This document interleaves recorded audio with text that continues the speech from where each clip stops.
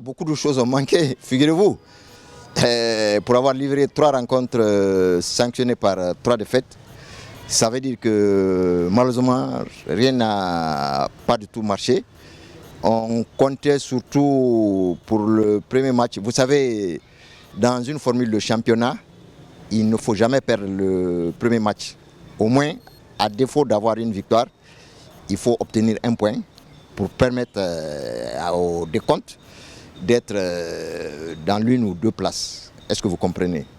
Malheureusement, la Nouvelle-Zélande, qui était l'équipe la plus faible du groupe, on a raté le coche, on a perdu. Et il fallait absolument battre la France, pays organisateur, pour se relancer. C'est historique et c'est bien dommage parce que les U23, c'était un très bon groupe que Morlaye Cissé avait formé. Et voilà, je pense que la fédération va revoir un peu sa démarche. On ne sait pas pourquoi Morlaye Cissé a été débarqué après la CAN. On a été 4e, on a obtenu le prix de fair play de la meilleure équipe. Et au moment du match de barrage contre l'Indonésie, Morlaye Cissé a été débarqué, remplacé par Kaba Diawara. Malheureusement pour nous, on a un palmarès négatif avec 3 défaites.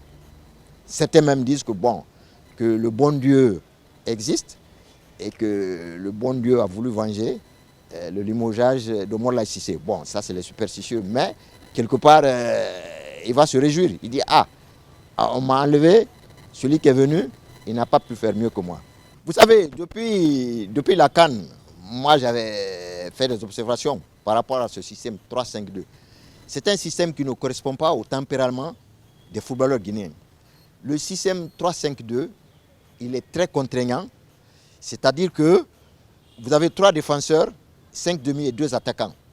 Mais les milieux de terrain doivent bloquer les couloirs en cas de dépossession du ballon. Est-ce que vous comprenez? Donc il faut des joueurs techniquement dotés, mais surtout physiquement résistants.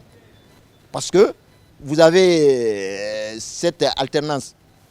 Revenir au milieu du terrain, bloquer les couloirs, après remonter en cas de possession du ballon. Le football guinéen, c'est le 4-3-3. On a vu à la CAN 2004, à la CAN 2006 et 2008, on a vu l'équipe guinéenne qui a bien joué et qui pouvait jouer les premiers rôles. Malheureusement, Kaba Diawara, il s'entête, il a voulu innover. Malheureusement, c'est un système qui ne correspond pas au tempérament des footballeurs guinéens. Non, moi je suis contre cet argument. L'équipe s'est regroupée à temps. On a même livré un match test contre l'Argentine qu'on a battu, 1-0. Donc, et c'est des professionnels. Est-ce que vous comprenez? C'est-à-dire que, à mon avis, il veut couvrir Kaba Diawara. Non. Kaba Diawara, vous savez, il y a un proverbe qui dit « Qui embrasse trop, mal et traîne ». Il a le Sili A.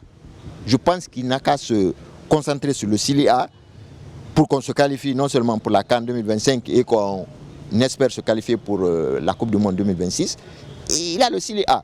Il aurait pu rester avec les espoirs, mais en tant que conseiller technique auprès de Morlaye Cissé.